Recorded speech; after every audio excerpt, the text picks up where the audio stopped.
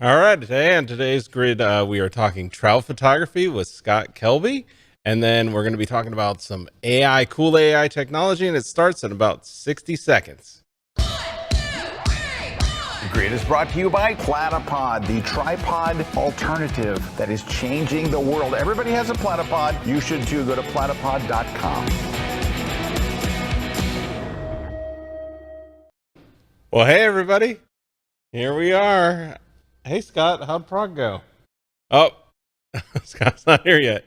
All right, so we're starting the show hostless without Scott, but he's on his way. He's back through customs back in the U.S. and coming on the show from Prague.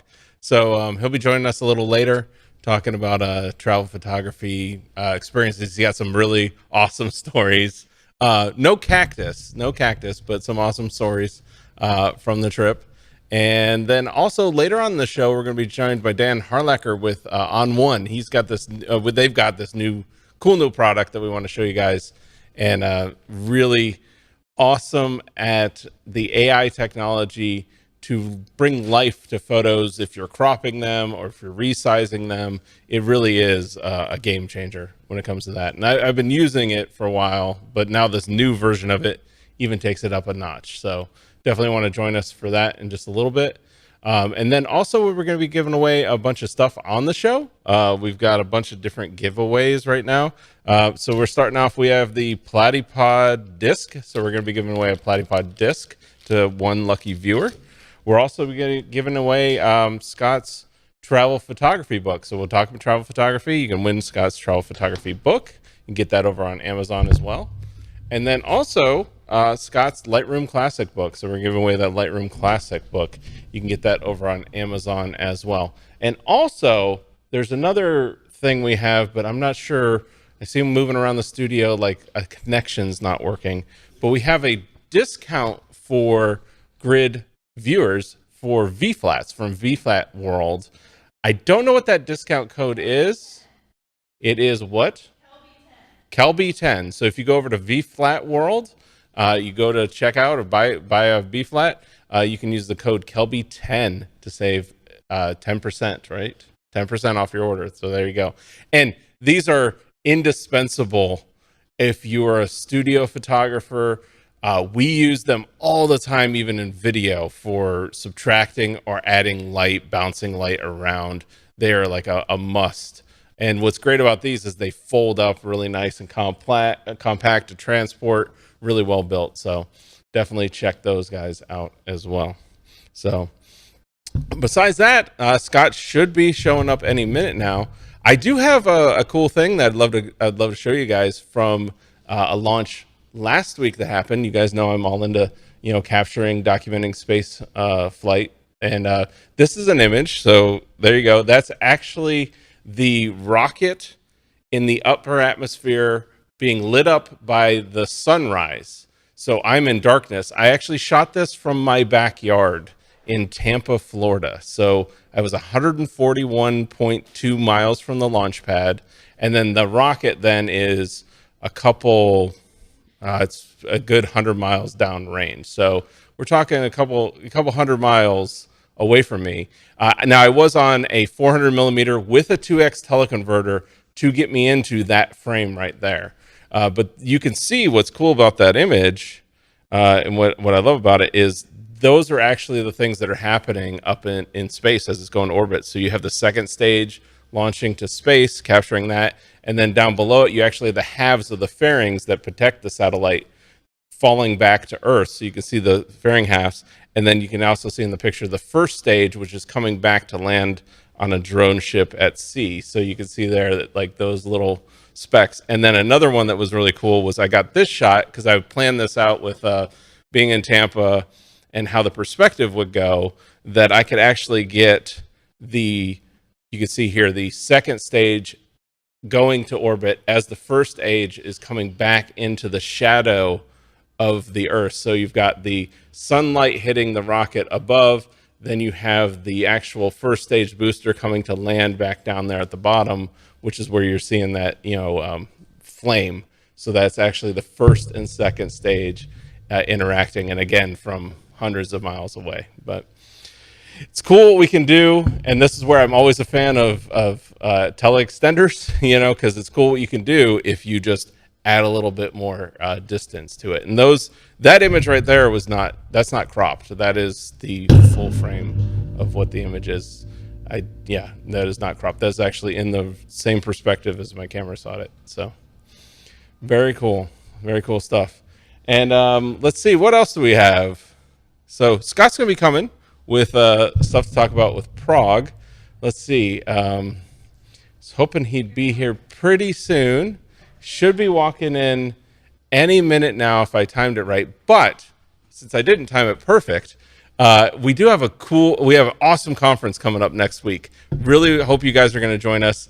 This is the conference that everybody's asking for, but they're not asking for. It is the Photo Gear Conference. So it's the thing that everybody asks questions about. They all, I understand it's such a topic where it could be confusing. Am I using the right gear? Am I not using the right gear? Am I using the right settings? Questioning, should I be using this filter? Should I be using this tripod? All these questions that we have can get answered. And that's really what we're trying to do with this conference, is get you up to speed with not having to worry about the gear, because we found throughout the years, the number one question we get asked over and over and over again is about the gear. And we really want to help clear that up for everybody, because it really doesn't have to be one of those paralyzing or limiting factors that you have with knowing and learning your gear. It really should be something where you just know how to use it. It's a tool. It's an extension of you. But I think a lot of times we hear all these things on the internet, and we see all these things that maybe we can't get that shot because we don't have this piece of gear, or we can't get this shot because I don't have that setting on my camera. And a lot of times that's just false, and that's where we really want to clear that up for you, get you the true information, get you the right information coming from those experts who are doing this all the time. So hope you'll join us. It's next week. We won't have a grid next week because of that. So if you tune in for the grid, we're going to be all over at the Gear Conference. So it's definitely something to tune in for. And let's see what's going to happen now. If maybe we'll be able to talk about travel photography like we were talking about on our show. We might see. Who knows? Might happen. Oh, look at that. Boom. What? Hey. I stalled long enough, but then I had to push another couple minutes because my timing was a little off. All right, it's okay. It's okay. So, well, hi. But we did go through. We talked about the prizes. We talked about the conference. Good. All that good jazz. Good. Well, gotta get myself on. Hi, Erik. Hey, Scott. How's it going? Hey, everybody. Juan, Christina, what's up? Hey. Oh, okay. I'm still a little not on the schedule here from my trip. You told him we were going to talk about travel. Yeah, we're going to talk about travel. Just got back from a trip to Prague. I led a workshop there with 12 people, and we had an absolutely epic time. Had a wonderful time. We had incredible weather. I've got images to show you. I've got stories to tell. I got tips to share, some travel photography tips. Yeah, we want to hear all about it. I mean, I told them I've heard some stories that are really good. So we'll see. Yep. We'll see what comes up. Hey, look at this shot. All right, so this is our guy. This is our man on the ground. This is Ivo. We call him Ivan in the United States, but his name, he lives in the Czech Republic. He lives just outside of Prague. His name is Ivo. So I'm trying to call him by his actual real name. It's good to see him because I've heard Ivo in conversations the last couple of weeks constantly. Yes. Evo did this. Evo did that. So he got us in here. That's Evo posing with George Clooney, international superstar George Clooney. And so Evo, when I went to Prague my first time 7 or 8 years ago, I spent 3 days with Evo just cruising around Prague. And then I went to Vienna, and he came up to Vienna with me. Oh, cool. Shooting. So he used to live there, and so we had a great time. But he was our guy on the ground, and he came up with tons of locations because we didn't want to go to the standard places. I mean, we did go to the Prague's famous Charles Bridge, right? It's you have to do the Eiffel Tower. You have to do the Eiffel Tower shot, right? But when we went at 4:40 in the morning, look at my hat's kind of crooked in it. There we go. All right, we went at 4:40. We had the bus pick us up at 4:40 in the morning. We drove out there. How many photographers do you think were on that bridge at sunrise? Maybe 2. Just us and another guy. Yeah, maybe That 2. was it. Yeah, there might have been a second one. Maybe 2. That's usually how it is. but And then Sunset, you would think- Sunset, I bet you couldn't even find All a right, spot. and here's my co-teacher. So that is Kelby Oh, one Mimo. instructor Mimo Madani, one of the greatest living people. love That's the Mimo. Charles Bridge in the background, and I'm showing him a picture of Erik Kuna. So Yeah, this time there I'm you go. trying to explain to him who Erik is. No, Erik knows him, but Mimo was my teacher. No, I love Mimo. Mimo, so it's like me. Yeah, we get along because he's easygoing. He's the greatest guy. He's easygoing. Everybody loves Mimo. Yeah. He is a He's also focused on helping people. dude. His life is helping people. All right. Yeah. He is awesome. I mean, Yeah. and if you tell Mimo, I need this thing, whatever you need, he will get it.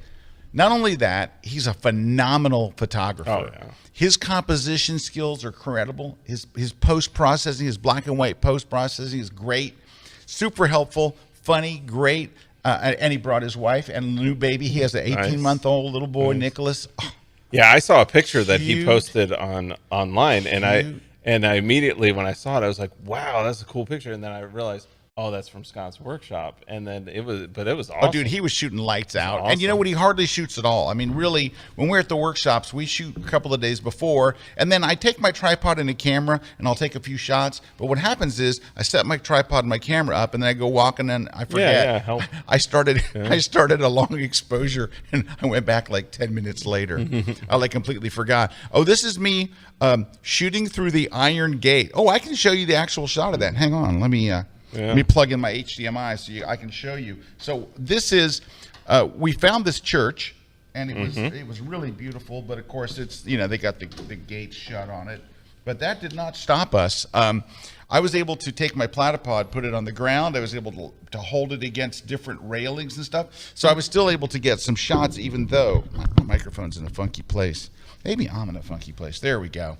Let me just show you the shot here. Give me 1 sec to pop it up here. I think I have the shot taken through the grating. You gotta do what you gotta do. Yeah, you got to do it. Yeah, absolutely. And that's a 14 to 35. there's the shot. So if you can, can you see my screen there? Maybe. Working on it. Okay, working on it. I'm plugged in. The HDMI's in. Got it. Yeah, there we go. Nice. So that's it. It looks a little crooked. It is. Hey, it you is know a what? little- I have a not little- gone through all my pictures yet. I'm missing This so is many. preliminary. This is like Super preliminary. Yeah. Yeah. There are so many shots that I've got that I have not had a chance Yeah, to because process. we're gonna take out like the things like the hand sanitizer. Yeah, the hand for- sanitizer. Yeah. Seriously, this was the last photo I did right before I jumped in the car to come here because I just oh crud, I don't have that shot. That doesn't have the Scott Kelby finishing moves. No, yet. no. It's got all kinds of stuff. All right. So this is me trying to convince the security guard to let me go in. The security guard was not there's. You can see Evo back there, and this is the security guard pointing and it says, "No, that's a Canon. You can't bring that in here." He literally pointed to my camera and said, "Look, Canon." No. Well, I mean, but look at the guy you were with. Holy moly! What Okay. is this, Rambo? Jason's showing up? coming in hot. This what you see here is what we call coming in hot. Oh my gosh, Now- that is like screaming for Now, security guards. Okay, so I got to explain this. So I want this is your first travel photography tip of the day. Here we go. All right. So when you are going to be, first off, I just want to make a statement. Here's my statement. Keep looking. Let's keep on going. Here's my statement. I was there for 9 days. 9 days. How many indoor locations over 9 days let me bring a tripod in? Well, number from so 1 to I have to disclose. We usually talk about this, but my initial answer was probably not that many. 0. Not a zero single one. was ridiculous. So yeah. Jason's with me, right? Jason's with me, right? Probably From my not that production many. team, my director who's in the booth right now directing the show. Jason's with me. And Jason says, I hear you talk about this on the grid, Yep. but to actually see it where there's just no tripods allowed anywhere, he goes, wow, it's true. And I think what it is it's very much a difference between landscape photography and travel photography, right? Yeah. Yeah, that when you, like Jason and I will do a Outdoors? lot of outdoor travel photography. Landscape, and or absolutely. landscape photography like that. Yep. No problem setting up a tripod. You can go anywhere. But you get into travel photography and the tripods, that's a no-no. Look what you got forget there. it. Can you see that? I had a little photography Yep. there. Yep. Okay, So that's little photography. Oh, that's yeah, me moving with my foot. Well, but tell them, like, so if you have a platypod, this is I use Yeah. the same technique. Yeah. So going back to okay. the photography, what do you I'm do? not, I'm not trying to push a platypod on you, because if you don't have one by now, I can't believe this. Yes. but But it is the awesome thing. literally, it's so awesome. You can put it on top of all kinds of stuff, and no one ever Nope. stopped us. 12 of us with these things. Nobody ever stopped us, not even once. Now, It's I the want to secret show you. weapon He was showing a shot here incognito. just a second ago inside this building. Here's the shot that we were taking. So this is one of the things where I wanted to take my group. This is the Spanish synagogue in Prague. Love it. This building is unbelievable. I mean, just crazy inside. And here's the other thing. I'll give you another shot. I love how of it. I actually love the last one, the people for scale. So you can see like, Oh yeah, like what I thought about trying to, because I have multiple shots of the Yeah. same place where I could take them out, but I left them in. I like a couple of them just for scale. Yeah. But so this is from downstairs. So you saw the upstairs, and Jason, can you Beautiful. show that shot where I was balancing the foot? the platypod? No, I had it on a glass case. I balanced it in many places. There we There. go. Yeah. So I've got a 2-second timer on it. So I pressed 2 seconds. It goes beep, beep, beep, beep, beep, beep, beep, beep. And I bracketed my exposures. So every time I'm indoors, I'm bracketing my exposure. It's taking a normal shot, one shot that's 2 stops under, and one shot that's 2 stops over. This is a different synagogue. When I was doing all my Yeah. research, this is the Jerusalem synagogue. Which is, let me find you a picture of let me find you the picture from there. Hold on, I got it right. Well, I love that one. Oh, I love that one. So here we go. Wow. So this is on the floor. I think this is the photography shot. This was the one where I was moving the camera with my foot. And so it looks fantastic downstairs, but upstairs they had an exhibition going. So the sides, which would have looked beautiful. Let me see if I can find it for you. Give me 1 second, and let's see if I can find that. Jason, yeah, here we go. Here's upstairs. See how it has? Oh yeah. Yeah, there's like an art still exhibition, really a historical. cool. It still really is, cool. but the downstairs one, But like that's that's really cool. And so while I was there, why was Jason with me? So we were actually, I got there early to Prague to be able to record a couple of classes. Class number 1 is it's a travel photography class on shooting interiors.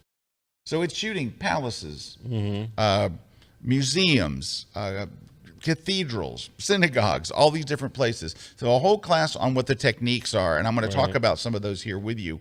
That was number 1. And then we did a second class on how to post-process those images, just like you see here, just the same kind of post-processing I'm doing. It's kind of a recipe that I use for them. Hey, there's me. This is me. That's me. And that's me in Prague. Oh, here we go. And I'm also talking about, of course, I talk about how to shoot with a platypod, how to shoot with a tripod. What can you do where there's no place? So this particular shot inside the synagogue, look in front of me. You can't get to the railing, which would have been perfect, by the way, because the center, when you're dead center in the room, there's a rope. And so I talk about different ways and different strategies when you cannot use a tripod or a platypod. Right. And it didn't happen very often. And there's me with my tripod just cruising around the city. Hey, I'm a guy with a tripod. So Jay Dahl is asking. That's what I was going to ask you. Is Jay's question here is what camera and lenses are you using? So like, what did you use? I took one body the whole time. I used a Canon R6. Now there was a group of my folks that in my group, and I had such a great group of folks. All serious photographers. Everybody in there could shoot. Everybody in there could post-process. There was no weak link in the group. It was a really good group. Awesome. Some of them had R5s, and they formed a thing called the R5 Mafia. That's what they called themselves. But a bunch of us had R6s, so we were the R6 Banditos. And so we all had R6s. We just were short on names. We had R6s, and I took 2 lenses, and I shot with 2 lenses. One of them under $1,000 and one of them just over. Right. So I only had like $2,400. I took 2 lenses. I took a 14 to 35, super F4, sharp yeah. f4, Yeah. and I took a 24 to 240 f5.6 to like x6.3, f6.3, something like that. And they're both the RF. They're both mirrorless RF lenses. They're both sharp as crud. They're lightweight. Yes. They're small. They're not they don't take white. up any weight. And so my whole rig would be, I'd have that little think tank sling bag, and that'd be it. Yeah. And dude, that bag weighed nothing because it only at any given time it had one lightweight lens, a platypod, a ball head, and 2 filters. There was nothing in there. All right, And that's usually how you want to travel like that. So you want to be lightweight, especially in a city like that. Like I do take a lot of gear when it's a landscape shoot. So do I. But when the city, I agree with you. Traveling light, not coming in hot. We're jumping in buses, we're walking, Yeah. we're hiking, we're doing this, we're doing that. The last thing you want to have is a bunch of gear or a big backpack on. And so everybody was pretty good about it. Everybody was pretty good about not, overdoing it or not taking too much. And there we are. That's right near our hotel. There's the old town, which is kind of the center of Prague. Can I tell you something about Prague? I have never been any place in my entire life that was cheaper than going to Prague. Wow. Erik, I cannot tell you how inexpensive a car ride from one end of Prague to the other might be. $6. A beer, $1.15. Like a really, really great dinner, like in a nice restaurant like this, where you're getting like a bread bowl with goulash inside and beer and a drink and stuff, $9. Like it's about a half to a third of what it costs in the U.S. Every single thing was so cheap. It was the hotel rooms were cheap. Food was cheap. Everywhere you went, everything you bought. I would take everybody out for drinks. We'd all go for drinks. We'd all have all these beers and all this stuff, and the bill would be $49 with the tip. Is that you and Jason out there? No, but can I tell you something? This hill is an important story from this. I've never seen more people seriously, heavily making out. No, I'm not joking. That was the make out I am hill? not joking. They were laying on top of each other. It was like uncomfortable. There were so many people just laying there on top of each other and just going at it. And like we're walking through like we shouldn't be here. I'm not joking. It was like Jason's like, man, everybody's going at it. I mean, it was like Caligula. Funny. That's funny. It was crazy. But anyway, it was wild. But so my first tip to you is, if you're going to be shooting anything outdoor, don't even bother taking your tripod. They point at you at the door. They stop you at the front. Now they won't let you in. And what are you going to do with your tripod? Luckily, we had Evo, so we could say, here, hold this stuff, and he would stand outside. But if you don't have somebody to take it, they don't have a locker there for you. Yeah. You're just not going in. So my advice to you, and Jason experienced this firsthand, is do not even think about taking a tripod indoors. And this is not just in the Czech Republic. This is in London. This is in Paris. This is everywhere you go. It is just about pretty impossible. much every city that we go to, it's like that. You can just about forget bringing a tripod in. So number 2, it is obviously great to have a platypod, but if you don't have a platypod, you need to have a strategy of how to shoot in, with high ISOs, how to keep yourself from moving, how to steady the camera, how to use your camera's built-in stabilization and all that stuff to help. So that's part of it. I have some more shots to show, and I'll give you some tips as I go. Is it break time? No, we do have to take a break, and then we also have later on the show in just a we sec. got Dan coming. We right? got Dan coming. So, ooh, you guys are going to see some crazy stuff here today. They're working on. Well, they completed it and launched it now. Some AI technology that is a game changer. So stick around for that. I'm going to set up a few more behind the scenes shots. I got a couple of videos that Mimo took, and we'll see all this in just when we get back from the break. So stick around. More to come.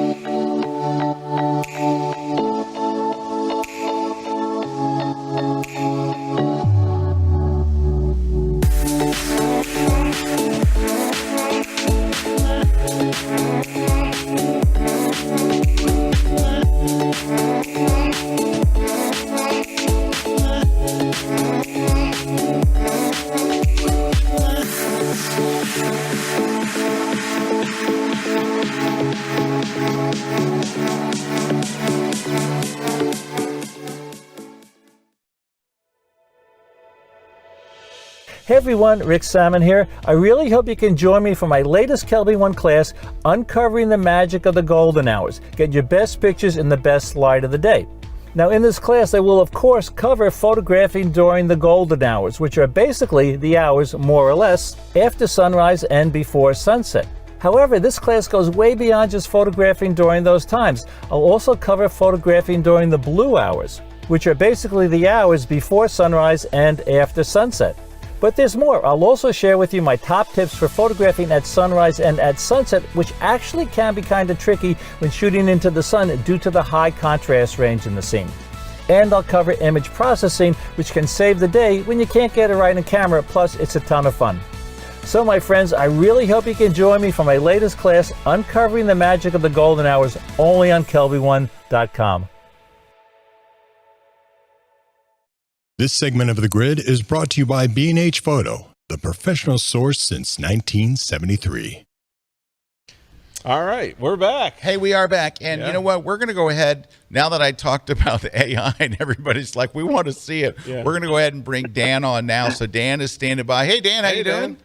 Hey, guys. Doing great. Thanks for having me on board. Oh, yeah. I got to tell you, Dan, I'm very impressed with your depth of field there. Oof. Are you using like a 1.2? That's really, really very, very shallow. Very, very shallow.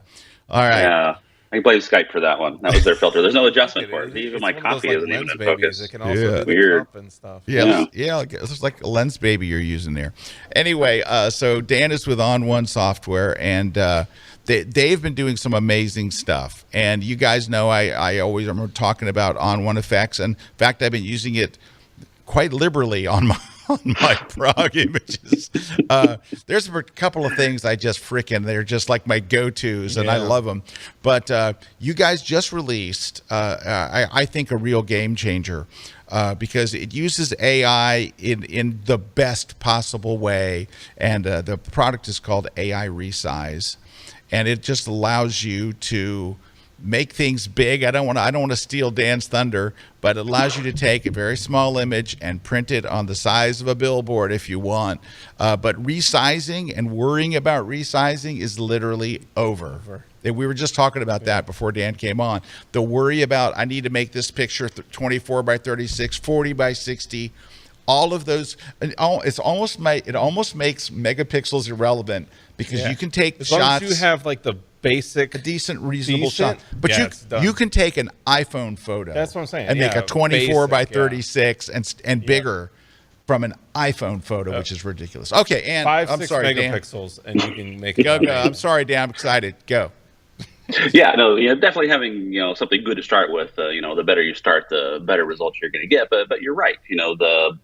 The fundamental way that we've always thought about image size has kind of changed with this. And when it comes to interpolating or blowing up or whatever you want to call it, where you're adding more pixels to increase the size of the photo, has changed. In the past, to do that, you would essentially look at all the pixels around one and average it and stick in a new pixel. So everything kind of grew uniformly. And what used to be a very crisp edge that was a pixel or two wide is now 4 pixels or 8 pixels wide. So everything got softer uniformly. And that's kind of what you would get with bicubic, which is kind of the standard algorithm for interpolation and has been forever.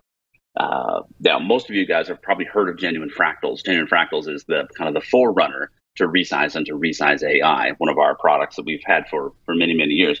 And it was kind of the gold standard for resizing. It would do a better job than bicubic. It would take a photo and it would build a fractal-based framework to give it like a vector framework or kind of like almost like a lace pattern of the hard edges in the photo, and then we kind of fill in those small textural details with bicubic. But that only helps the really crisp edges. The most interesting parts of photos are oftentimes those textures, the rock texture, the fur texture, the texture of skin. That's what's really interesting in a photo, and nothing's really done a good job of that until now. So using the power of machine learning, we were actually able to show millions of examples of all of those different types of textures and different parts of photos to an AI network, which then learns how to identify and faithfully reproduce those. So the results you get out of it are just amazing compared to what anything could have been done in the past. So That sounds really cool. I guess I should probably show you what actually looks like. Yeah. Yeah. I really Hey, Dan, wanna that see sounds this. really cool. Yeah, Yeah. I mean, it is really cool, though. I mean, it is amazing how far we've come with it. You know what's cool about it is how easy it is to Yes, use. that's Like, what I'm saying. It's how like, far we've come. It's like it's so easy. there is no learning curve.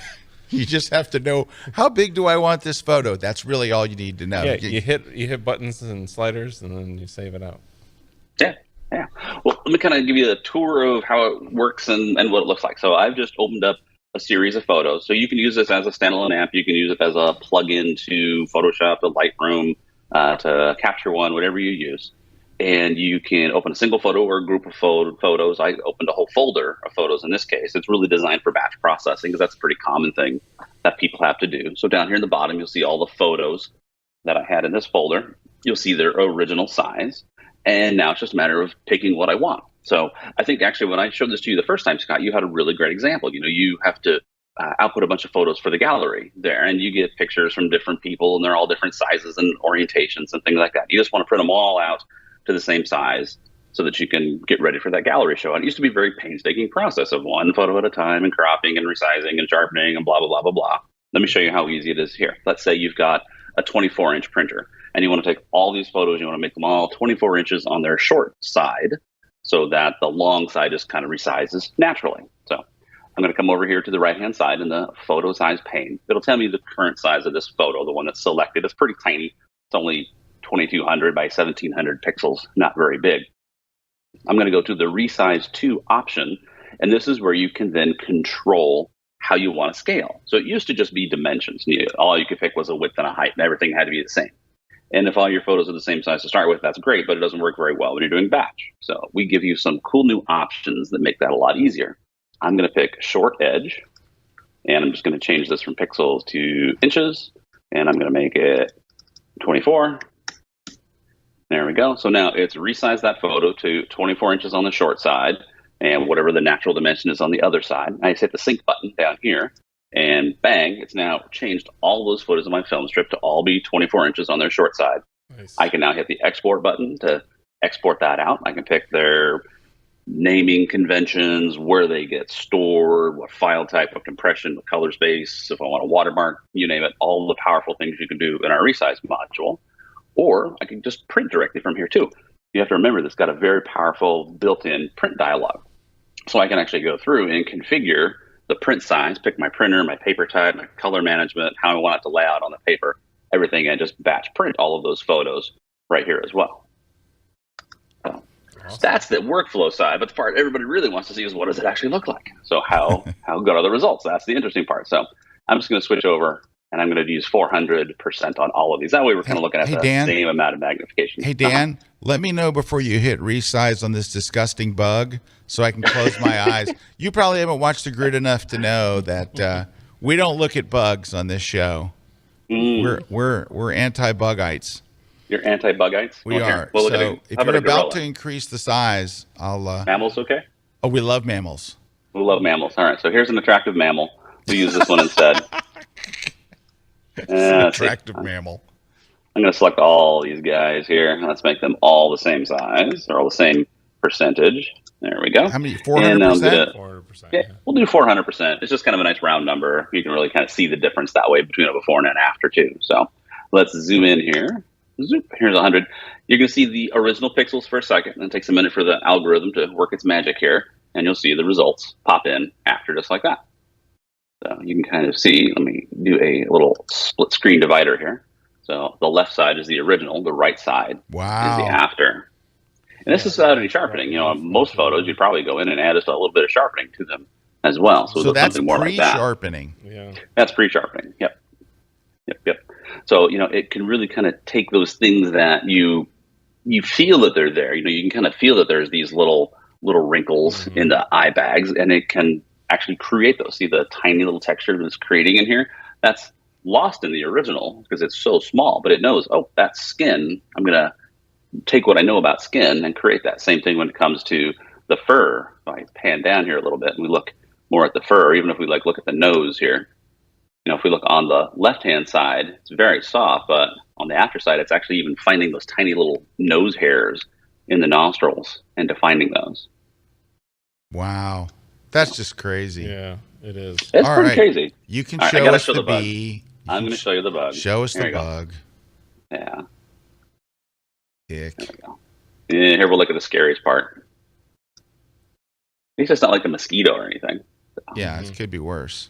Yeah. And we'll do that before and after again so you guys can kind of see the difference. So before on the left side, when I swipe across, you'll see the after. Wow. See how it finds and defines every one of those little that's one little sharp, hairs. disgusting bug. It is. a bee And again, or something? this is with no sharpening added yet either. This is just Wow. the native results of the algorithm. And that's without sharpening. Yep. That's crazy. Yeah. I think it's a bee. Pretty sure it's just a bee. Yeah, So. it's a bee. Bees are friendly pollinators. They are. They're friendly so. pollinators until they bite you. Or sting you, actually. They sting. We do have some questions. We got some questions coming in, Dan. Is that all right? Yeah. So, Yeah, you bet. Fire away. One question for you, Dan. Stuart's asking, is Resize AI included in On1 Plus? I've been an On1 Plus subscriber for years. So On1 Plus, for those of you who don't know, is our educational program where we provide additional education. There's also creative extras like backgrounds and borders and textures and presets and all the different things that you can add to it. But it's not as much about software anymore. When it first came out, we used to also include the software, just Photo Raw with it. Now Plus is really more about education. The software is a separate piece, so it's not included in your Plus membership. But if you're a subscriber to Photo Raw, then you do get it with that. So the subscribers to Photo Raw get Photo Raw plus all of the plugins and anything new that comes out as well, as long as they're a subscriber. So you would get it there. If you own Photo Raw, it's going to become integrated into Photo Raw very soon as well. We're working on that right now. So along those lines, Bay's asking, I have On1 Resize. How much is the upgrade price? So to go to this version of it. Well, it depends on which version you have. If you happen to have Resize 22, it's actually a free update. You'll just get Resize AI automatically. If you have an earlier version, it kind of depends on how you bought it. The best thing to do is go to our website and you'll be able to, when you sign in, it'll give you the best price for your account. But I will tell you that right now there is a discount. You can use a coupon code of 30 off and save 30% off. So I would definitely take advantage of that. There you go. All right. Deb's got a question. Yeah, Deb's asking you, how is it best to resize a PNG file without it becoming a black background in Photoshop? How is it in best Photoshop? To resize a PNG file? I think what I would probably do, make a PNG is like keeping that transparency. Yeah, I would probably. Okay. I think Deb's asking about how. I think Eric's right. Asking Like how to resize a transparent. PNG file with a transparent background without it going solid. Will it take a transparent layer, resize what the image that's on there, and maintain the transparency? I think that's what they're asking. Yeah. What I would do, I think it will. I'm trying to recall. I haven't actually tried that with the PNG. As a backup, I know it'll work with the PSD. What you could do as backup is just make a layer mask of the transparency and then scale it and use that layer mask, and that'll get you back to the same spot. And the layer mask will scale with the image. Mm-hmm. Yep. Okay. All right. Yep. That's a good one. There you go.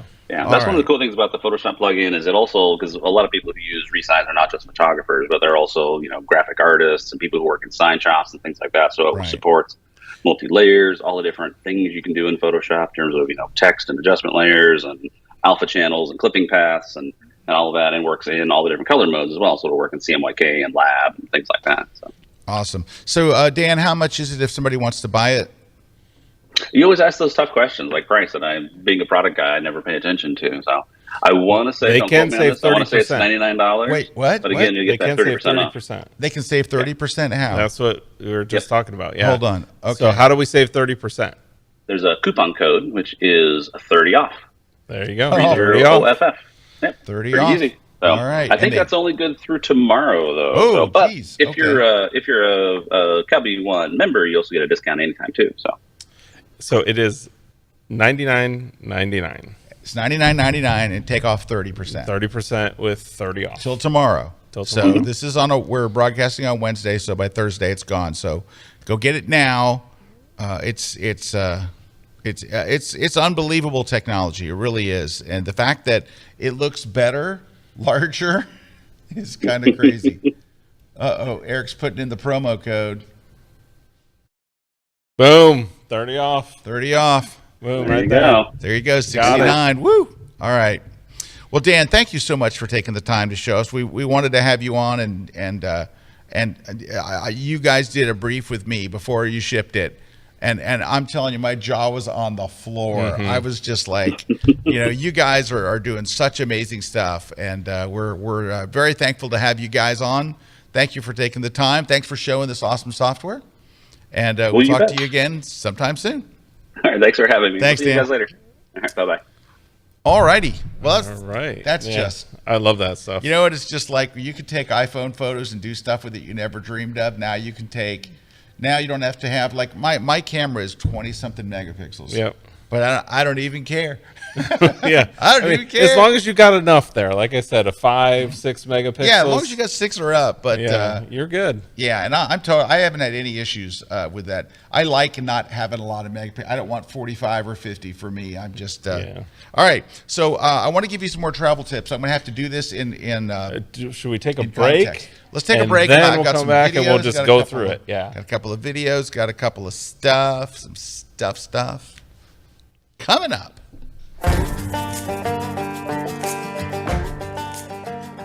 Hello everyone, this is Remy. I'm here in the beautiful Arizona, a location that I've never been to before. It's my first time, and we're filming a class for you about landscape photography.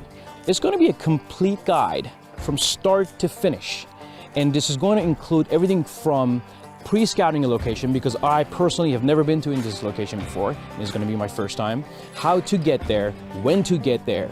We're going to actually talk about the gear and how to take the photograph itself, looking for the best composition, how to pre-scout the actual photo shoot location for the best possible composition, and then coming back in the right light to shoot it. And we're gonna then take it to the Lightroom and Photoshop and actually work on it further. So this class is a complete guide to taking landscape photographs. So I want you to come and join me on my latest class on Kelby1.com.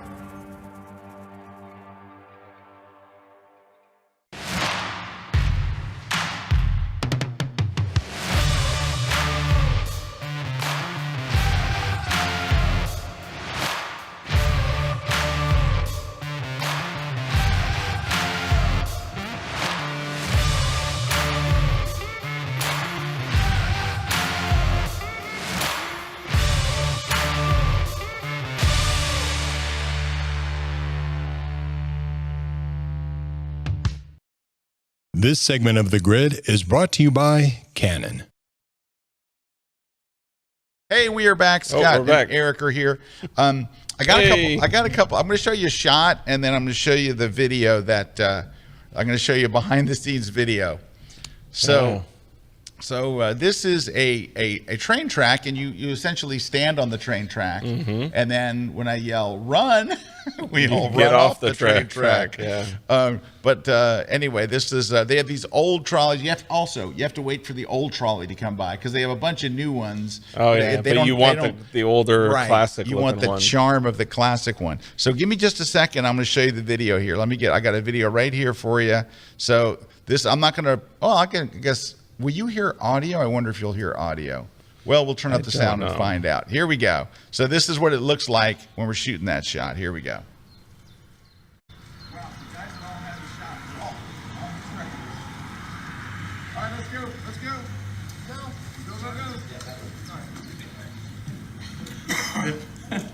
And you want to step a foot or two off there because the sides of the train hang further off than the track.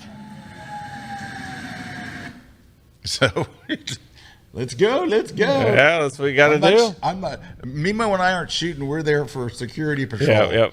But everybody got great shots. And here's what's interesting. This is the most fascinating thing. I talked about this numerous times in my class. You have a bunch of people in the same place. Everybody gets a different shot. How everybody gets a different shot. It is amazing. Because some people will choose to zoom in, some people choose to go wide. One guy, Kelly, in the class did the coolest shot. He lined up straight on the train track. So he's straight dead front. He was a guy down on his knees. Okay. Straight in front of it. But then he composed the shot wide. So he's centered with the train, but then he's got all this wide. It was just a really neat interpretation of the same shot. You know, everyone's in the same spot. That's the great thing about photography. Yeah. It is. You're right there together, and you think, oh, we're all getting the same shot. That is Absolutely. And everybody saw, because we saw critiques of, we would do critiques in class of everybody's image. We also, some other things that we did, and I would recommend this to you. You can go on a public group tour. You can absolutely do it. But you can also get private tours of places. Now, we did arrange for a private tour for our whole group to go into the largest concert hall / opera house in all of the Czech Republic. It was beautiful. And here's what I told the guide. So we had a guide. You have a guide assigned to you. Look, we're photographers. We'd like to hear a little bit of the history, but we're here to take photos. Can you take us to beautiful places where, and she's like, gotcha. Don't worry. I'm not going to give you the full tour. You guys do what you want to do. She let us get up on stage, That's photograph awesome. on stage with the orchestra there, because they're doing Vivaldi's Four Seasons that night. But we were able to take a look. This is just a little quick video that Mimo shot. There's a Vito. All right, there we go. So you can see platypods galore. Little mini tripod. He got away with that because we were on a private tour. He wouldn't have been able to use that mini one. Yeah. But watch, he's going to sweep up to the house here in a second. Great. Shooting on the stage, grooving around. All right, and then here we go. He's going to sweep out to the house. Check this out. Sweet. Wow, isn't that something? Yeah. And we were able to shoot from up in the balconies, and there was all these different rooms and places that we got to go. But it doesn't cost much more to get a private tour.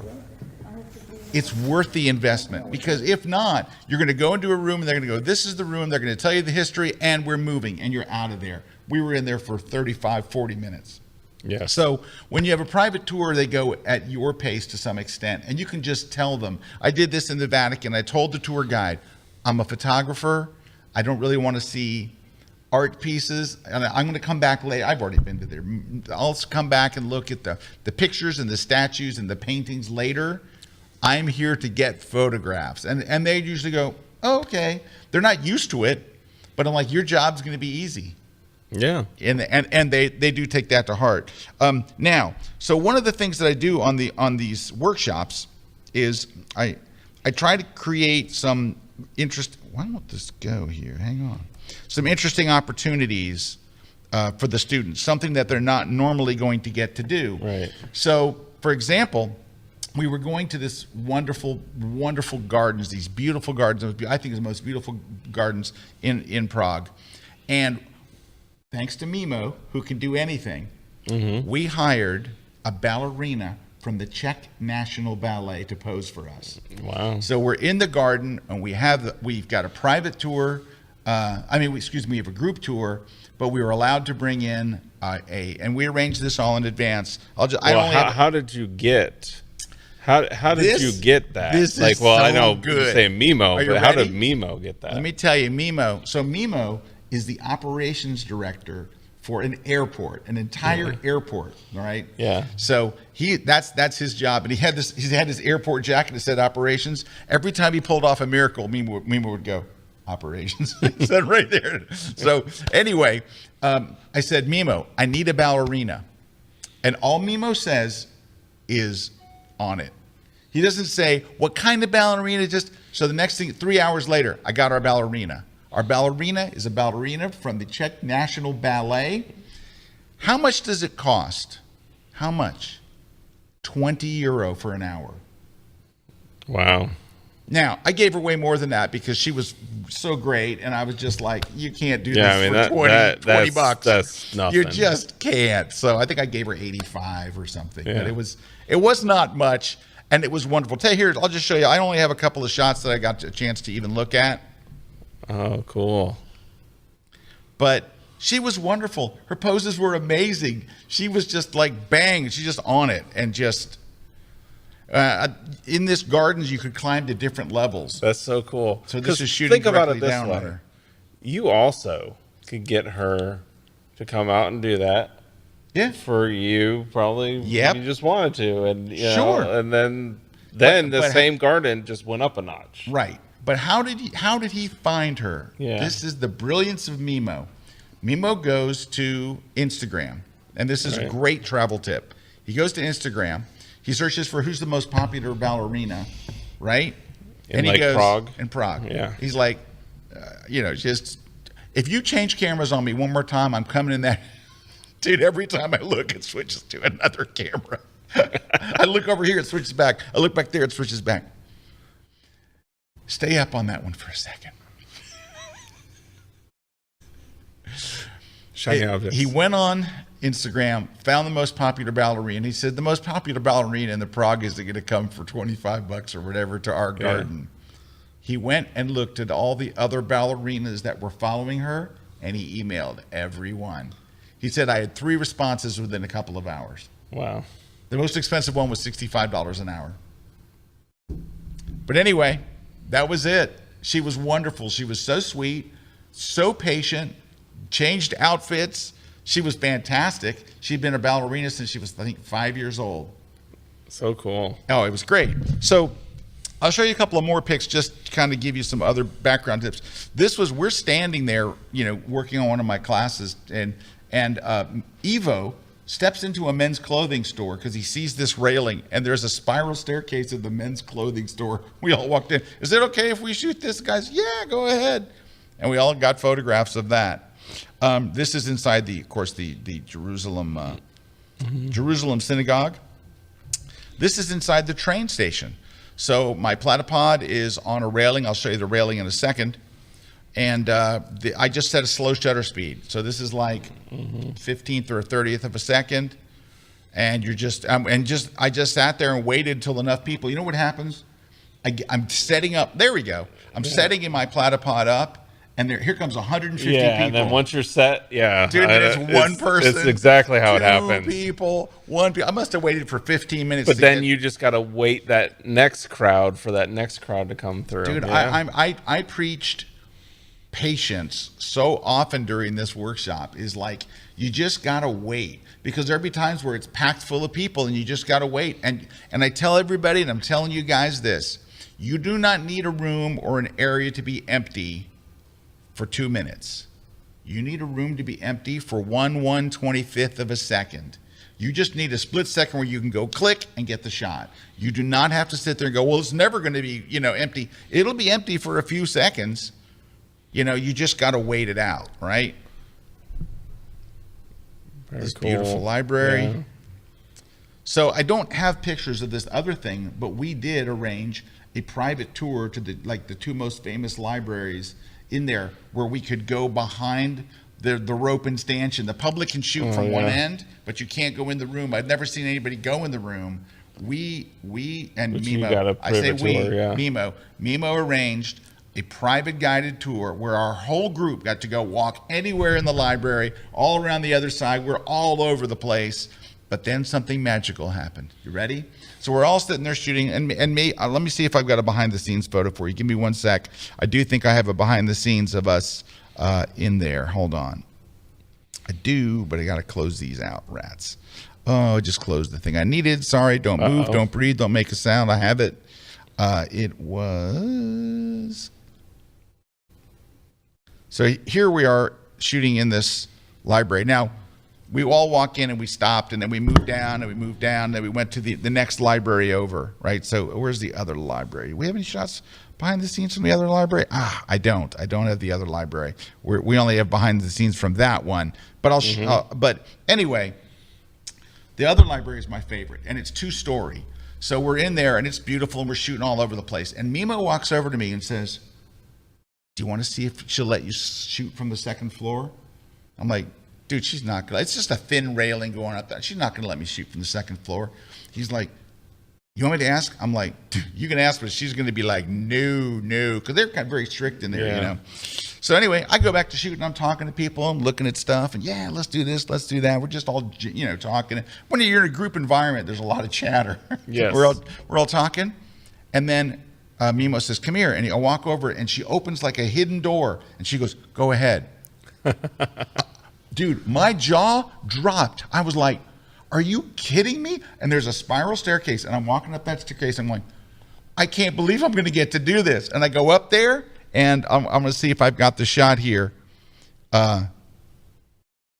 Oh, we do have the shot. Let me grab it real quick. I go up there, and there's a railing with a thing. It almost should have had arrows. Put your platypod here. It was a flat table, like a railing up there. Right, I went up there and I just went right in the middle. I put it on there. Click, click, click. Click, click, click.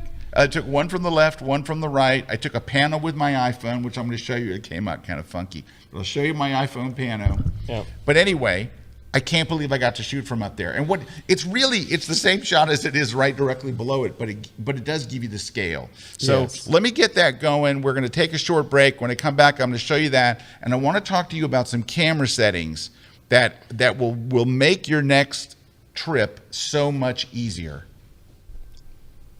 Guys, Peter Hurley here, and I'm psyched. You know why? I am doing my signature lighting in a class here at Kelby 1. Do you want to miss it? You don't want to miss it. Why would you want to miss that? I've made a ton of money in my career using this exact setup, and I'm going to give it to you. So I want you to copy it. I want you to do it. I want you to get this beautiful light for yourself so that human beings can get in front of your camera and look really good. And I'm here to coach you. So let's do this. We're going to do men's lighting. We're going to go my signature triangle setup, beauty lighting for women as well. And this setup is what I've made my living around in my entire career. It's made me uber successful. It can help you. It can help you make better pictures of human beings that are fortunate enough to step a foot in front of your lens. And I'm psyched to see it. So let's go. You ready? Come watch my latest class at kelby1.com. 3, 2, 1. Shabam.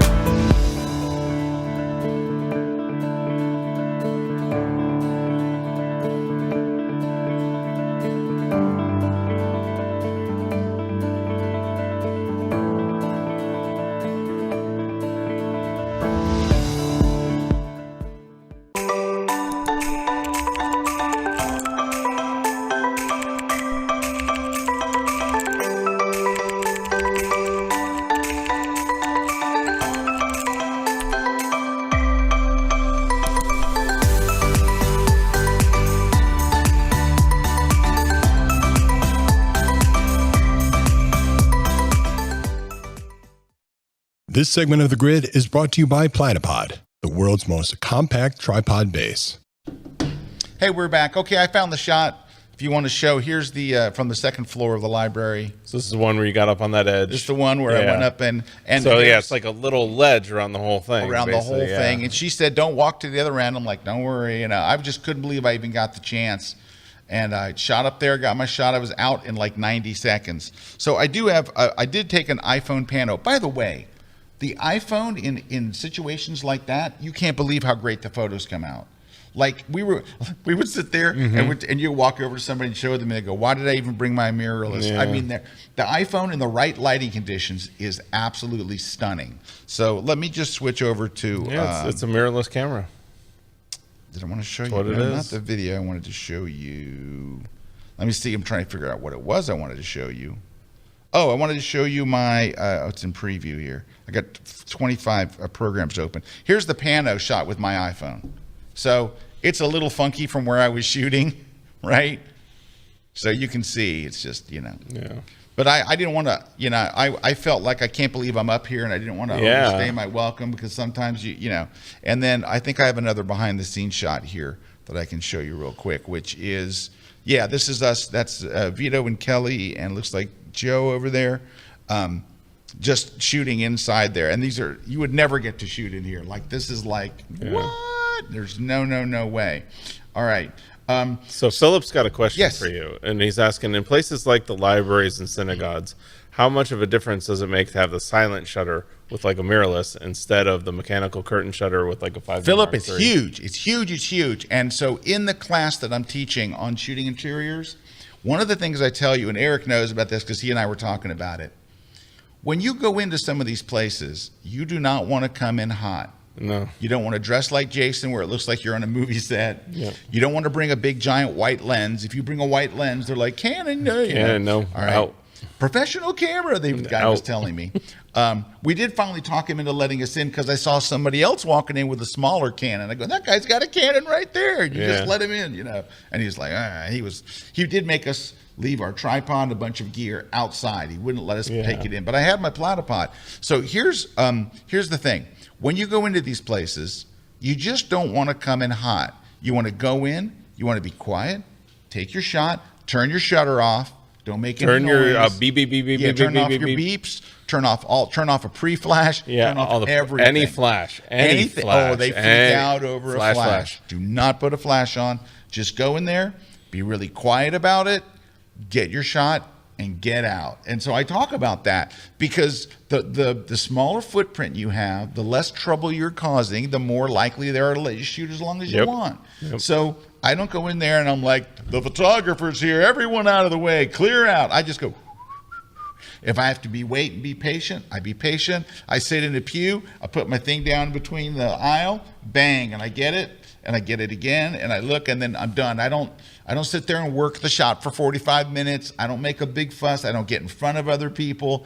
Go in with as small a footprint as you can, even though they allow it. Now, there are plenty of places that have different things. 1, no photos. 2, you can pay for photos. So that's a new thing. Entry fee X. Have noticed if you that want to take photos, it's entry fee plus photo fee. Yeah, so then like they tack that on top. Yeah. But you're not going to see one that says tripods welcome. It's not going to happen. Outdoors, tripods, yes. Indoors, no.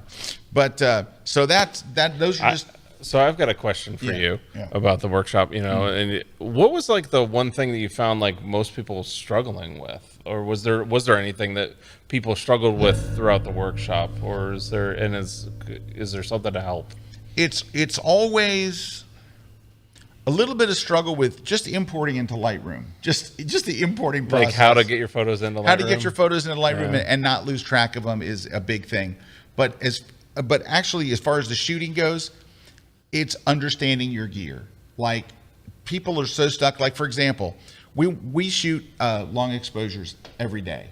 Mm-hmm. Like, every day, you're with me, Momadani. He's your co-instructor. Yeah, you're going to be shooting. He is the long exposure genius. He can walk up at a scene, and you're looking at the scene. There's a river or whatever, and you go, and he goes, "How many stops do you have?" I have a 10 stop and then a 3 stop in front of it. He'll go, 3 minutes and 14 seconds. And it's dead on the money. I mean, he's just a wizard that way. But we had 3 people in the class that were shooting Sony. Finding out where to turn on to go longer than a 30-second exposure on a Sony. Actually talk like a bulb mode. Yeah. It's more hidden than the gold in Fort Knox. It is buried in there. You got to go look it up. So many people are stuck with just, I wouldn't say it's the basics of their gear, but going beyond the absolute basics. The absolute basics. They're stuck on their filters. They're like what filter to use, which filter to use, when to use a tripod, or important things. So can I tell you the first thing that I taught at the workshop? Day 1, we go in. I go, guys, I'm going to make this workshop so easy for you if you follow this plan. And I think that some people actually did it. They didn't all do it. Set your camera's custom settings up now. What does that mean? That means that I'm no longer going to mess with my settings the entire trip. I'm going to use 3 settings. 1 for when I'm walking around outside, 1 for when I'm inside a palace or a museum or a cathedral, and 1 when I'm shooting long exposure. I will just switch from C1, my walk around, C2, my interior shot, or C3. All of the settings are going to be there. The long exposure, the timers, the focus mode, every single thing. Yeah, will be anything you customize between them. So if you switch the dial, it's like this one had a different ISO setting than this one. It just automatically does it. Yeah, and I'm going to. I mean, I use that in all my shooting as well. I have C1, C2, C3 for shooting air show planes. I have C1, C2, C3 in photojournalism mode. And then travel mode where you're basically setting yourself up to where and usually with me, it's 1 is the mode that I'm going to use the most on this trip. Yep. 2 is the second and mode. third. Third's the kind of the outlier. That's exactly how I do it. Yeah. And guys, if you take the time at the beginning of any trip, Erik and I do this at air shows where we set up 1 for shooting jet. Yeah, we start before we start the air show. It's like just set up our cameras. Set your settings 1 time, because you know what happens? If you don't set up your custom settings, you're going to get burned, because you're going to be shooting indoors, handheld at 1600 ISO. Then you're going to go outside and you're not thinking about it, and you switch your f-stop, but you forgot to change your ISO. So you're shooting outdoors at 1600 ISO when you should have been at 100. Your settings, you're going to get burned by your settings. If you would just take 5 minutes at the beginning of your trip, at the beginning of your landscape, at the beginning of whatever you're shooting, take 5 minutes and set up 3 little settings. You walk in a building, whoop, 2, whoop, I want to do a neutral density, 3, and every setting is there for you. It's the easiest, best thing. And I talked to people on the last day and I go, you using your custom setting? No, I didn't. I set up 1 and I'm like, oh, come on. This make it so easy for you. Guys, if you haven't learned how to do your, go to YouTube and watch a video. Just go to YouTube and watch a video on how to, it's so easy. But essentially, I'm going to tell you how to do it. Yeah, it's very easy. Put all your settings in just the way you want it for walking around. And then go and say, save as custom setting 1. Yeah, it's in your menu settings. It's in your menu. It's in different menus on different camera brands, right? In Nikon, it's called something else too. It's like custom settings on a Canon. It's called shooting banks, I think is what it's called on a Nikon. And you have A, B, C, D. You actually have 4 banks you can do on a Nikon, a 3 on a Canon. And again, it depends on the make and model. But literally, it's go set up. Any prosumer, DSLR mirrorless is going to allow you to do that. All right, I'm going to just rip you through a few more photos real quickly here. Let me get back to full screen. Here, I'm just going to rip you. This is that hall that you saw us shooting in, right, where you signed. There's from the balcony. Yeah. This is that famous light bulb staircase, and I went all Mimo style on it, like this. Love it. That's a Mimo-y look. We were on our way to shoot the Charles Bridge, and we wanted to stop and jump. We all jumped out, got the shot, and jumped back in the bus. Is there some on-one effects in there? Yes, there is. I can tell. Yes, there is. All right, can I go back? Yeah. All right. Oh, yeah, you know what it is. Yeah. I put that sun flare up in the left corner. It looks good. It looks good. It's just, you can tell. Thank you. This is the Charles Bridge. If you get there in the morning, how many people are on the bridge? Nobody. I love the morning in cities for that. Yeah. Yep. If you can get to like very popular places that usually are full of people. Yeah. And because then it looks like, hey, that's really cool. But look, you're standing way back here. Yeah. I've got the 20. So you went into 24 to 240. I've got the 24 to 240 so I can get to all the way to there with one lens. To there with one lens. Yep. So basically it's all there. This is a long exposure. You can see the water. This is on the side of the bridge on the bottom. This is a nighttime shot of the castle. Mm-hmm. This is one this was a hard one. We hiked up. Now I want to give credit. All right, hold on. I got to give credit to so I saw this photo taken by an incredible photographer in Prague who shot these all in winter. Mm-hmm. And I set out to find out where in the heck did he take this shot. I love the layers. That's what I loved about it. Yeah. And I even toned it kind of like he did. Yeah. He's a phenomenal. But he's the guy that so found this shot. This is somebody else's idea shot. Yes. But you're going and doing something on top of it. I'm going a different time of year. And when I do my Adobe Spark page, I am going to shout him out in the things. But I want to give you his name. So 1 second. Is this him? No. This is a guy. I met a guy on the bridge who recognized me, and I did a selfie with him, and he called me out on Instagram. I want to give you this guy's name. Hold on. This is important because this guy's so good and he deserves it. It's his shot. So, but I looked at so many shots, guys, of Prague. I can't even begin to tell you, right? Just a crazy amount of shots. And this guy's shots, I thought, stood out from everybody else's. Yeah, it's going to be interesting when you tell how to get up there, because I could just tell by looking at the buildings that you're definitely on a steep incline hill or something because of the way the buildings go down to the river. Very, very bad. And I have a horrible story to tell you about it.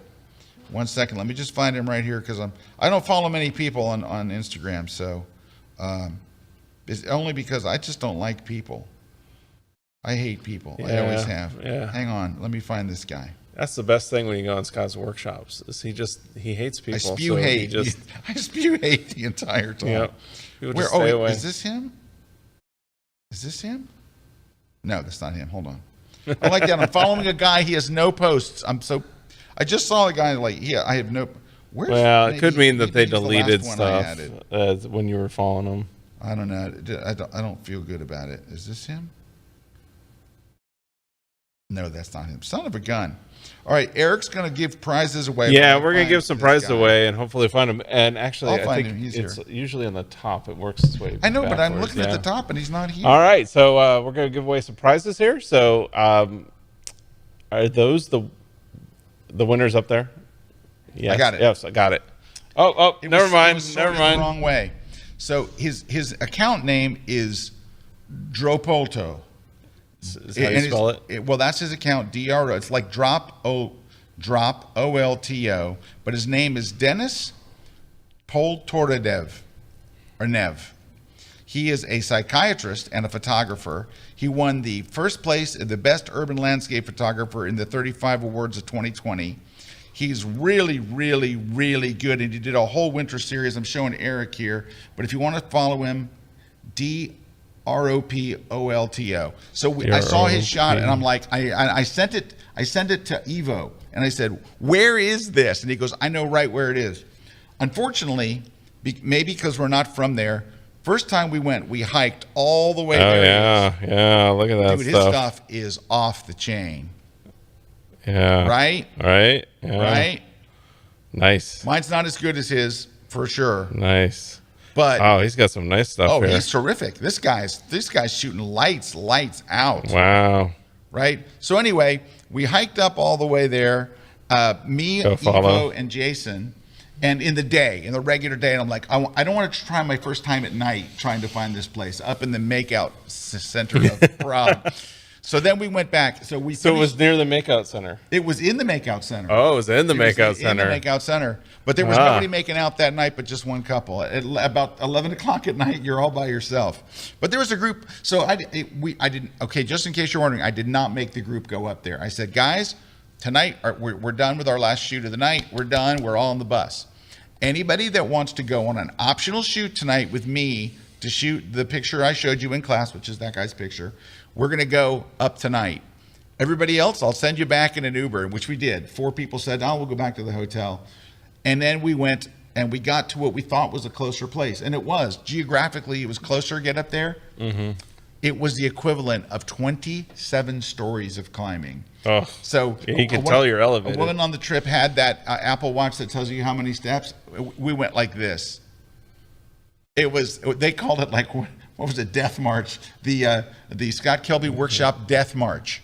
But we made it. We got to the top. We got the shot. That's very. I love that. It's like I love getting that high perspective and the layers in the city like dude, that. When I saw his shot, I was like, I got to get something like this. But I do want to. It's not fair not to give him credit. It's really he's the guy that discovered. Yeah, I just followed him. Yeah, dude, he's phenomenal. Okay, and I follow him now too. I'm gonna just show you a couple more shots just to wrap things up. This is the National Museum. So it's interesting. The National Museum has mostly statues and like not a lot of art and stuff, but the building itself is just. This is also in there, just beautiful building. This is the roof. This is the lobby roof, shooting straight up. And Mimo got that shot, and I was like, I got to get that same one. But if you go there, you look up and you're like, I got to shoot that roof. Another long exposure on the riverbanks. That's a Tenastapa. This is from that same location, just looking to the right. That's that church you saw earlier. Oh, this is where we were before we got on the bus and did this fourth death march. This was a set of stairs that goes all the way down. It goes down 15 stories. And we walked it during the day, but we started up high. We didn't go up 15. We started up high. We went down one set of stairs, and then we left. But it was a beautiful area, just very romantic, kind of just lit by the regular lights. I am not done with my pictures. I'm not nearly done. I'm going to put them on Adobe Spark. I did want to finish up by just showing you some, just real quick, some more behind-the-scenes shots, just you can kind of see us out there shooting. Oh, you're ready with that. I was going to say we got to give away the prizes still. Give the prizes, and I'll get this ready here. All right. So we've got a couple prizes here given away. So we got Pamela Hoagland is winning the travel photography book. Then we have M. Buckman winning the Lightroom book. Then we have Randall J. Shepard winning the Platypod discs here. So Platypod disc. And then let's see, Teresa is winning the On One Effects 2022. So there you go. And don't forget, we've got that discount on the V-Flats from V-Flat World. It is Kelby 10, and you can save 10%. Didn't we just bought some V-Flats from that, didn't we? Yep. Didn't we? Yeah. I want to use them. Yeah, no, we got them for they're over there. You get them from me. They're over there. The video department wanted them. Well, let's be honest, though. You can use them. Yeah. Thank you, Christina. I mean, they're going to be Christina used. says I got them for you. So there you go. Well, at least I can use them. They're very friendly. They will. The video department's very nice about letting me use their stuff. I love their stuff because it folds up nice. Yeah, that's the thing. I mean, moving V-Flats around is a drag. It's a drag. All right, I just got a couple of quick shots to show you some behind-the-scenes stuff. And these are not edited. These are just, you can see we got our ballerina way up high overlooking the city. We did have a one-stop diffuser. Oh, That's look at that. Look at that assistant there. With a one-stop diffuser. And so we're all shooting. These are just random. Here's our bus. There's Mimo looking scary in the bus. Yeah. But we had a wonderful 20-passenger bus that would pick us up at 4:40 in the morning and take us around everywhere. And then there's Willie. So Willie is one of this is the third or fourth workshop with me. Willie will talk to anyone. Willie has that. He has the thing Jay Maisel has where people will just stop and pose for him and do whatever. Yeah. Everybody loves Willie. He's got that super friendly. He's funny as hell too. He's funny. He gets them laughing and then they'll do whatever. So this is us. This is us shooting at the top of the hill up at the Forced March hike. There you go. This is our classroom here at the Hilton Old Town. Oh, nice. We had a very nice room. We had espresso machine there. We had coffee. We had espresso. We had drinkies. And so, yeah, we had a pretty cool room to work in. We had some natural light, but we could turn off the lights when I needed to present. And there's Randy. Randy won Best Image of the Week as chosen by the students and the instructors. We each got one vote. And before the instructors had voted, before we even voted, he already had the winning number. But he had a fantastic shot. You can kind of see it behind his head there inside that library in Prague, which I didn't get to show any of my shots, but Randy's was better. So it's probably best that we didn't show it. But Randy's first time in the workshop, and everybody loved him. He fit in like a glove. That's awesome. This is us, beer, $1.15 a glass. We were having beer all the time. We were having beer. $1.15 a glass. We would shoot and get beer. So anyway, that's just a couple. I got just a few more here real briefly. Are these the same ones I just showed you? Oh, I think these are the same ones. Or is this a different set? Nah, it's the same stuff. All right. Oh, yeah, you can see. Cool. Here's where we're about to run from the train. That's kind of a cool shot Mimo got. And they were out shooting in various locations in very scary places. I like that sun. And having dinner and hanging out. These workshops are so much fun, and it's because of the group dynamic. Mm-hmm. You're shooting with tall people. You spend 4 or 5 days with everybody. You know, you all get to be friends. Some of you are friends from other workshops, right? They come together, as friends. And there's a lot of laughs. There's a lot of good times. And there's that commonality. There's that commonality of being into photography. They're into travel photography, and they love good food. Most of the people there have never been to Prague. You know what's interesting? Look at that. I went to a fantastic. Is that your travel photography book? That's a bunch of my books, including there's Peter Hurley's, all translated. My Lightroom book is down the next row. 2 of my books are down, and down the very bottom is one of my books, and they're all translated into Czech. And so I went to the to this. This is the owner of the store. The name of the store is it's FOTO photo. 1 second. It's on the top of my tongue. Come on. We've been talking about it all week. I even told all my students, go to this. I said, it's one of the nicest bookstores you'll ever see. Probably the nicest bookstore in Europe. I mean, maybe there's one in Germany that would rival it, but it's an unbelievable place. And that's the owner of the store. Super nice guy. And I autographed some books for them, and I did some shots. Photo Skoda. F-O-T-O Skoda. They have an entire floor of used gear. The prices on the used gear is unbelievable. And even Jason wound up buying a tripod because he could get it cheaper there than he could back in the States. So lots of stuff. I do have a couple of videos. I know we're over time. Here's a video from us shooting on the Charles Bridge here. Check this out. This is a Mimo video. And thank you, Mimo, for sending all these things. This is us in the morning on the Charles Bridge, hanging out, making the scene. Being cool, walking around, doing stuff. All right, there's that one. Another video here. This is just us, the opening night dinner. The night before, we all get together. We have dinner. This is beers and Coke Lights. Everybody's drinking beer, and you're having Everybody's soup. drinking beer. I had a good soup. I had such a good soup. But there's all the gang. Hey, look, there's Jason. There's Jason. Look at that right there. There's Jason. Right there, and there's Kelly. There he is. There's Mac. Did Jason John? have a beer? Jason might have had a beer on the clock. He might have had a There were a beer. couple of times where I'm like, it's the middle of the day, and I'm like, Jason, get a beer. And he's like, It's $1.25, dude. It's like water over here. Yeah, dude, it was crazy. Everywhere we went, we'd finish the shoot, we'd come out of the library, I'd go, beers are on me. It's like, it was great. It was wonderful. It really was a great trip. We had great weather, Awesome. Great group. And I hope some of those tips that you heard today about going into places, not going hot. So like Michael's asking, where's your next workshop? My next workshop is, I can't tell you the date, but I will tell you that it's going to be in Tuscany. Nice. So next one, this fall sometime. Now, anybody that's been to my previous workshops gets the first notice, and they're able to buy their tickets before anybody.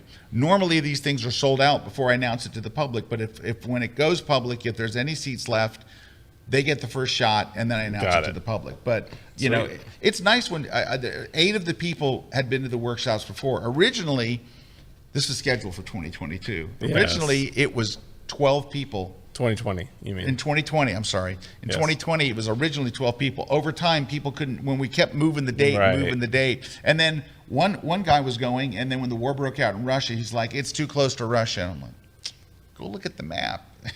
But anyway, he didn't go, and he missed an incredible time.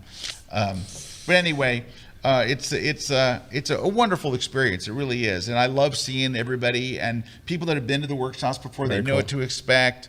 And also, there's something interesting that we do. We don't tell you where you're going.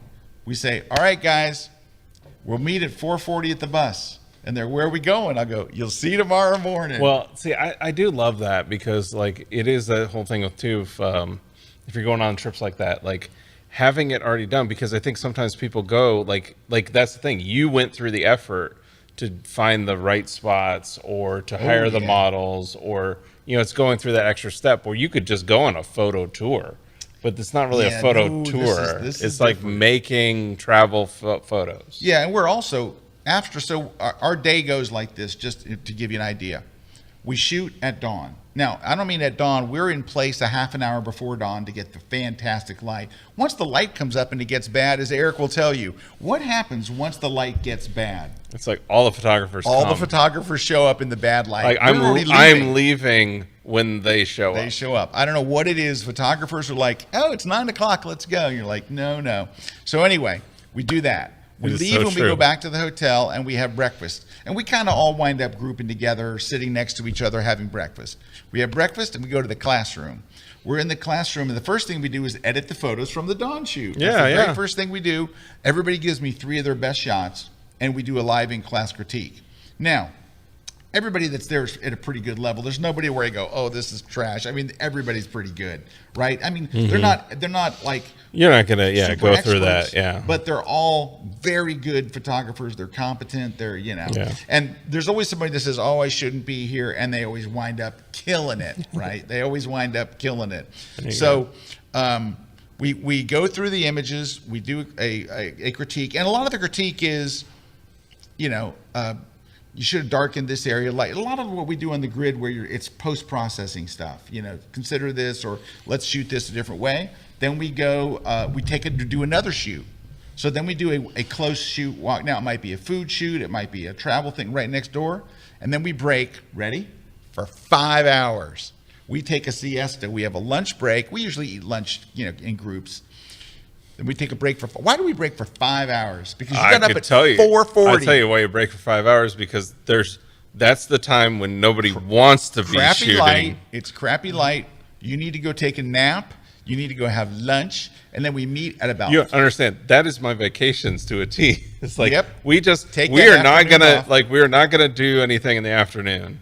It's just like just relax. At 5:30, we're either back in the classroom or we're going to another shoot, and then we go to a sunset shoot. Yep. And then the next day, it starts all over again. The only thing we do on the third day, we don't get up at dawn, because after you've gotten up 2 days in a row at 4:40 in the morning, you're like, we need to go and have breakfast at 8. Like we wake up and we're at breakfast at 8, and then we have a regular day. Yeah. But then the fourth day, we're back shooting at dawn.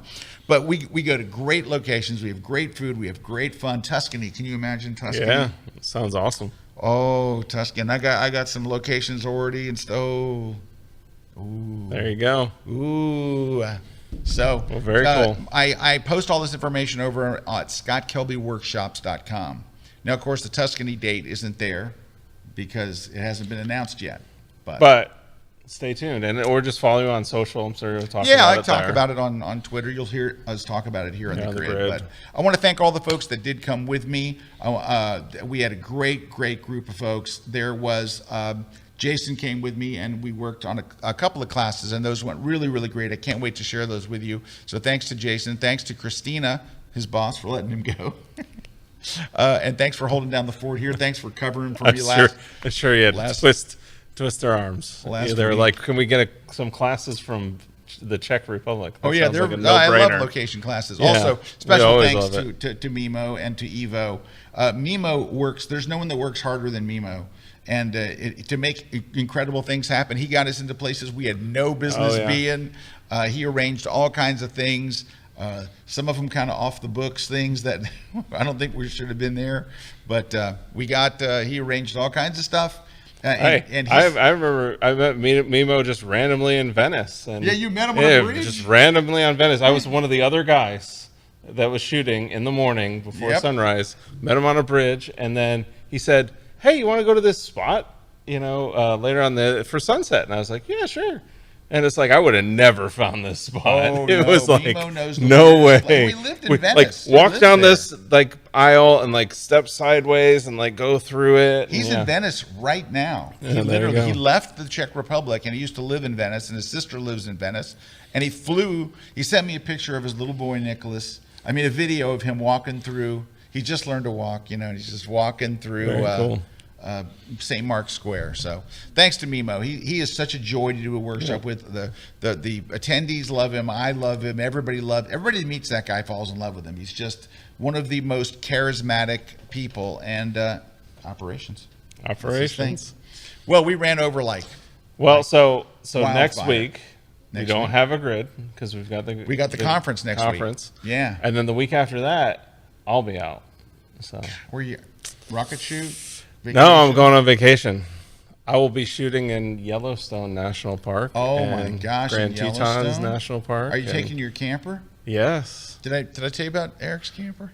It's a luxury 7-star camper. Yes. It's nice. Yeah, we like it. We love it. Really? It's quite nice. Anyway. But so we will miss you. I don't know what we'll do in your place, but we'll figure something out. We'll figure something out. We'll have somebody Skype in or something, Yeah, and maybe I'll Skype in. We'll see. Christina and I can try to arrange that. Oh, that'd be nice. So. All right. Well, thanks to all of our sponsors. Thanks to all of you for hanging out with us today, and thanks to Dan over at On One for joining us. We'll see you guys next week, where Erik will still we won't see you next week. Week after. Next week, you want to be at the gear conference. Yep, you want to be there. Learn that gear. See you guys.